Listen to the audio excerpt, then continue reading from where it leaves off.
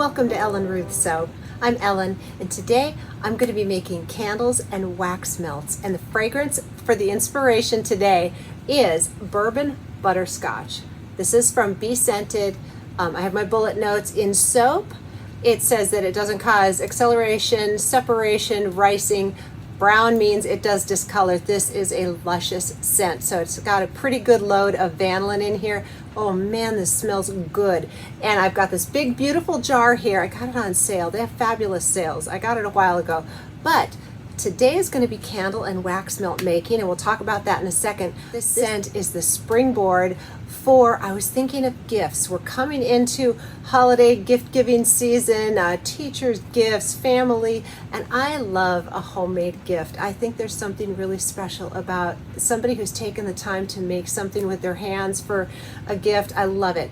So with this fragrance, we'll be making several different things over the next few weeks, but today it's candles, and I'm going to be talking about different things you can use for candle vessels and get creative. If you have color themes that you like, we'll talk about that as we get into the video. But today I'm super excited to use this wax for our candles. This was sent to me by Marouge, Canada, and I just think they're fabulous. I have a discount code in the description box down below, but this is a Coco-Apricot wax. I've never worked with this before, so I'm really excited to use this. And let me tell you what it says on the label here. It says glossy appearance, excellent scent throw, smooth tops, ultimate color retention. It's vegan and toxin free. Doesn't that sound great? So that's going to be the wax for the candles.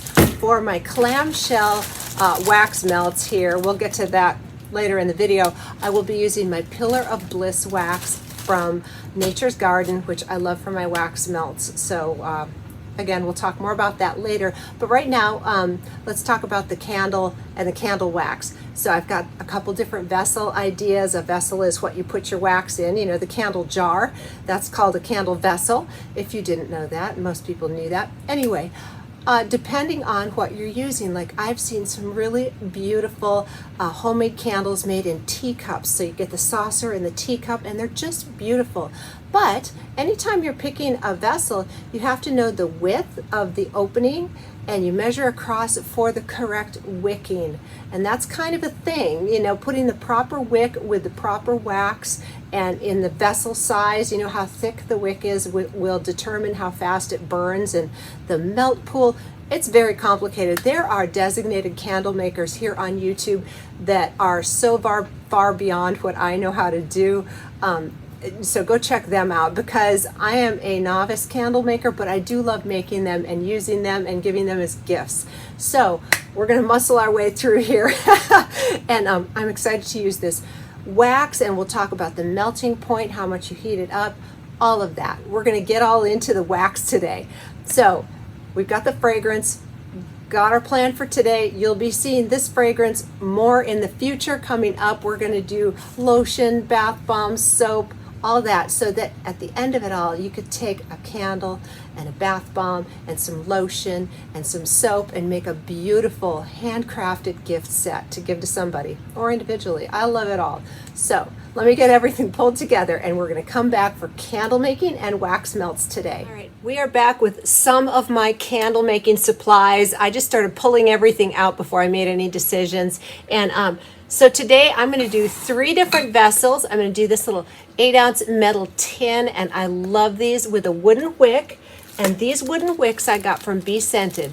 There's a softer wood and a harder wood. You put them together, and they have a beautiful burn in this width container. And I got the metal tabs. We'll talk through as we get there. So that's one of the containers. The other one is, I used to sell at farmers markets, and I love these little pint mason jars. First of all, they're adorable. And then I would put these daisy lids. You can get these on Amazon. I'll try and find a link. I got these ones on Candle Science. And they are so pretty, because when you're at a farmer's market or some sort of a market, even a store, if you have a setup like a little market in a store, people want to smell their candles, and they will take the lid off all the time and like get their nose up in there. So for just ease purposes and keeping people's noses out of the product, these daisy lids are fabulous. You can smell right through that. Those are openings. You want to have a warning, and you tell people don't burn your candle with the lid on. That's a no-no. It's a lid, but it's a smell-through lid, and they're adorable. So we'll do a little pint mason jar. And then if you don't want to buy the entire lid like this, what you can do, these are relatively inexpensive. And I think I got these on Amazon. It is a daisy open hole insert for a regular canning jar lid. These are wide mouth ones I got. So you put the insert into just your regular ring, and you can turn any mason jar ring into a beautiful candle top. And they're smell through. I think they sell these like to put a straw in the middle, but they work for candles fabulously. So those are some mason jar options. I also have this gorgeous iridescent vessel, which is from Marouge, Canada, and this bamboo lid. I love this. I have made candles with these vessels before. They are just fabulous and luxurious looking. So we'll be doing that, and I have several different wicks here. And so what you do is go on a website like Candle Science or a good candle distributor that sells wicking, and I think Candle Science is great, and you measure your vessel across the top, and then it will give you a wick guide for, and you can also throw in if you're using a soy wax or a coconut wax or what type of wax, beeswax. That takes a different kind of wick because it's a very high temperature burn on a beeswax because it's so hard. So depending on the wax you're using and the width of your container, you're going to look up on a candle wick distributor and see what wicks they recommend. And I'm going to go do that for my jars. So I just have different. This one is an all natural hemp wick. This one is a Eco 12. Here's an Eco 6. These are a little skinnier. This would be for a smaller width vessel. And then again, I talked about these were specifically made, Be Scented sells these specifically for these little tins, and they burn beautifully. You double stack these in the little clips. So wicking is a whole thing. And I have a whole bunch of stuff. And I have the warning labels that need to go on the bottom. If you are going to sell or give your candles away, they all need to have a warning label. They come in these plain white, kind of industrious looking ones. I got some in craft paper because that's sort of my vibe in my shop. So labels, warning labels are a must on your candle also. Oh boy, I made a mess on the table. I'm going to tidy this up, figure out which wicks I need for which vessels here. I almost forgot, and this is no small thing. I am not going to dye my candles, but I did get these candle dyes on Amazon, just from several different distributors. And again, Candle Science and other candle suppliers will sell dye chips that you melt in your wax, or liquid dyes, and that's a whole other thing also, is coloring. But I prefer undyed candles. I've noticed that over the years. I've made colorful candles and they represent the scent and the theme, but really I just like them plain. I find the creamy white color of a wax beautiful, and then the scent speaks for itself. Now that's a little different. In our wax melts that we're going to do, we are going to color the wax melts and do some drizzle, because I think I like those to be pretty. But for my vessel candles, I just like the plain wax, so I am not going to be coloring today. All right.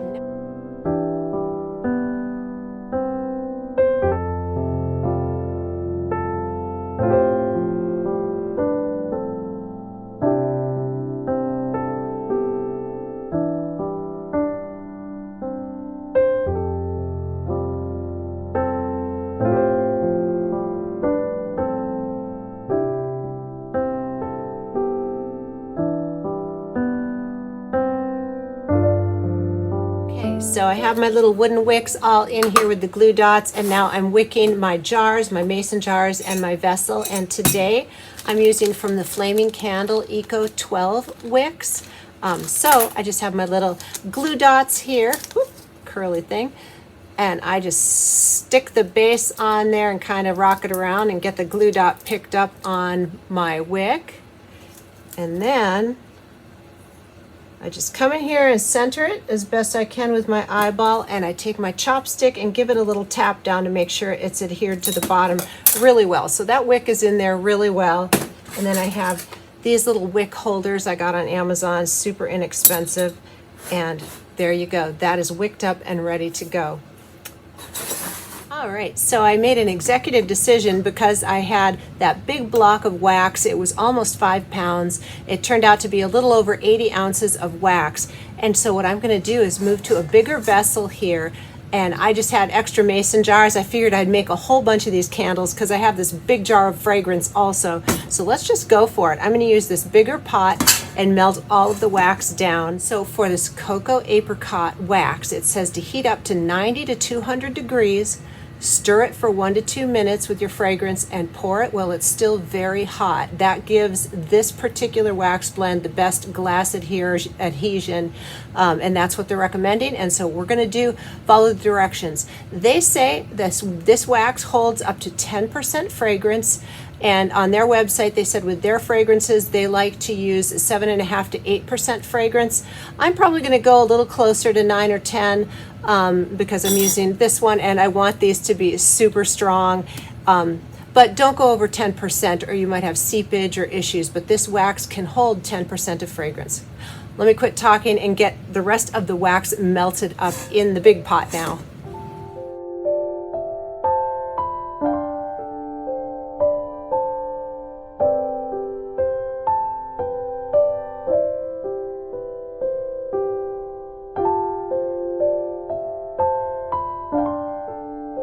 Let me stir this, and we're going to take the temperature and see where we're at. I think we're very close, if not there. 199.4. That's Fahrenheit. And so now it is time to stir in my fragrant oil. And this is, I have 8 ounces of fragrant oil here, and I have about 82 ounces of wax. So just a hair under 10%. Is what we're going to do today. So let me get that poured in. That should give us a really strong scent throw. And because this fragrance was room temperature going in here, that's going to cool the waxes down quite a bit, just hitting it. So what I'm going to do here is you have to stir for several minutes. You want to stir quite a bit this way, not several minutes, like 1 to 2 minutes.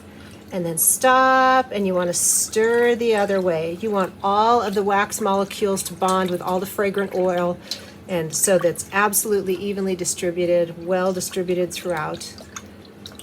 And then I'm going to pour this in portions back into my little pouring pitcher here because it has a little spout side, and it'll be easier to get in my vessels. I'm not going to try and pour from this great big container because with my hands, that would be a mess. Maybe somebody's got steady hands, but that would not be me. So I think that looks beautiful. And it says to get it in the jars while it's nice and hot. So we're going to go ahead and do that.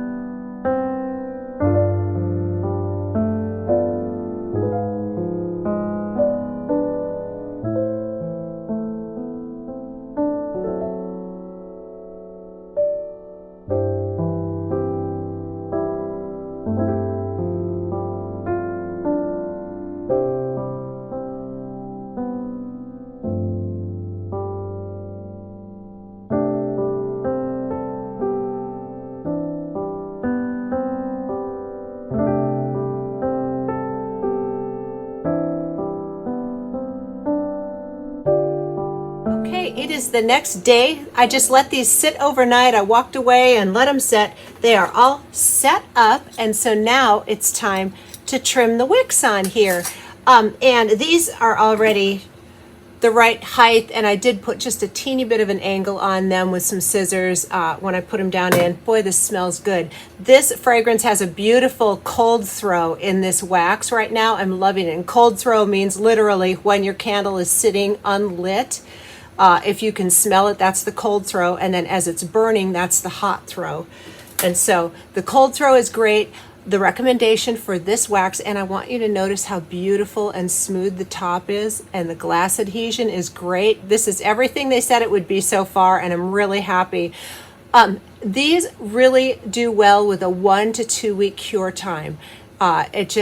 makes for a better candle. And so, but I got to trim the wicks, and so I usually I use a little nail clippers. They make wick trimmers specifically, and I don't have one, so I'm using my nail clippers because it makes an even pinch. If you use scissors, the blade can kind of push the wick and move it. So that's why I like to use my little clippers here. Gosh, maybe 3/4 of an inch to 1/2 an inch to 1 inch. You just want the lid to fit on, and that's a nice trimmed wick there. And here is my little daisy lid. I'm going to put that on, and there it is, adorable. I'm going to let these sit, and we'll talk about labels later. So let me get these trimmed up, lidded up, set them to cure for a week or two, and we will get on to our wax melts. All right, we are back to make our clamshell wax melts. I love making these. They're so simple to make. They're quick and they're wonderful products. I think they're fabulous. So these containers are about 3.5 inches by 2.5 inches, and you get 6 little cubes out of them. Let's talk about the wax. I have this pre-measured out here. I have 22 ounces of Pillar of Bliss wax from Nature's Garden. And this is such a great wax for this. It holds a good load of fragrance, and I think it performs beautifully. It's a very firm wax, and so your wax melts snap out really nice and cleanly. I just think it's perfect for this application. So I'm melting down the 22 ounces of wax here, and then to this I'm going to be adding about 3 ounces of fragrance oil, and that is a pretty heavy load. It's about 14%. You can go 8% still gives a good throw. 10%. I'm just doing 14 because that is how I do my strong wax melts. That's just kind of my sweet spot. This wax can hold that much, so that's what we're doing today. 22 ounces of wax, 3 ounces of fragrance oil, and I will be coloring this today. From colors, it's brown. I'm just going to put a couple of dots in there after this is melted to bring it up to that bourbon butterscotch color, and we'll be decorating the top, and it's just so simple and fun. This wax, the recommendations is, let's see, I have it written down. Okay, for the Pillar of Bliss wax, we want to heat this up to 195 degrees Fahrenheit and then cool it down to 180 and add our fragrance at about 180 degrees. And then we're going to stir it really well and let the temperature drop a little bit more. It says to pour it around 165 degrees. So as it cools down, we'll get to pouring this, but not a lot of rush. We're just going to let this melt. We'll come back when it's time to start stirring in our fragrance and get to decorating these up. All right, we are back. Our wax is up to temperature, fully melted, and now I'm going to add just a couple of drops of this brown in here. I don't want it dark brown, but I just want a little bit of like caramely brown color, and this is very concentrated. So I'm going to start with 2 drops, and we'll stir that in and check it. But you can see just 2 drops how dark that gets. Now don't be fooled, the melted wax is going to be darker. So take a paper towel or something white and do a couple of drops on it, and you can kind of see how light it's going to be. And I love that. That looks butterscotchy to me, so I'm going to leave the color there. Now we're just waiting for it to cool down a little before we can go ahead and add our fragrance in. All right, we are back. Let's take the temperature here and see if we are in the zone for fragrance. 179.6, that's perfect. So now I'm going to add 3 ounces of my luscious fragrance here. All right, and now I'm going to stir this very well one direction for, half a minute or so, and then I'm going to pause and stir it really well the other direction. This gets the fragrance again mixed in, bonded really well with the wax, and it also helps cool it off. I'm not going to pour these until I get around 160 degrees, so this has to cool just a bit more. Okay, we are at 159 degrees, so it's time to pour these in, and I'm going to let them set up for a little bit before I come in and do a drizzle top. I want it to develop a skin so the decorating will stay on top. So here we go. Just pour very carefully and go slow, and you should be fine.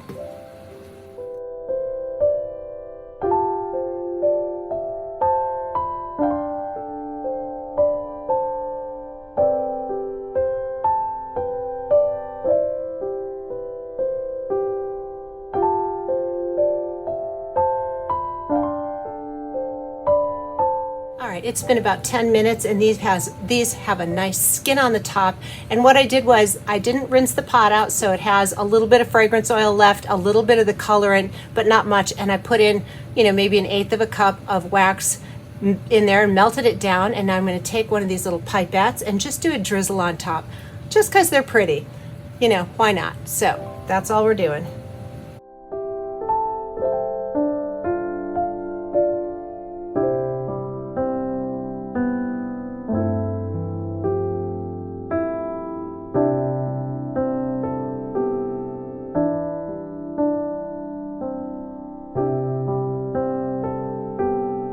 All right, the wax melts are cooling. It's cool enough for me to pick up and talk about right now, but let's talk about the candles real quick first. Here are the round labels that I made for my round vessels. I just thought they went really cute on there. And then here are the labels I have on my mason jars. And I will leave a link for the labels I'm using. These are 2.5 inch. These are, here is the size of label that I'm using on my mason jars, and for my wax melts, there, that's the number. These are from onlinelabels.com. There's the number. These are my soap label size also. It's just a good all-purpose size, and it fits on different jars, and it's going to fit perfectly on the lid of these wax melts. So let's get to that. So wax melts, they do, I don't know if it's actually required by state law or federal law, but it's highly recommended to go ahead and put a warning label on your wax melts. And here's a way to do it without taking away from the aesthetic. So the bottom, these are little cups here, so it wouldn't stick on there very well. So I like to put my warning label right in the center here, and then when I close it, of course that doesn't look fantastic, but the label is going to cover it up, so you won't see it from the outside. It doesn't mess with the aesthetics. So here's my thing. Do I want the tag on top? Yeah, we'll do it like that. So there is the wax melts, and I just think these are adorable. And again, I will leave links for everything I used today in this video, and I hope you enjoyed it. I hope you give candle making a try, wax melt making a try. It is relatively easy, and you get a great product at the end. Well, I hope you enjoyed today's video, and have a wonderful day.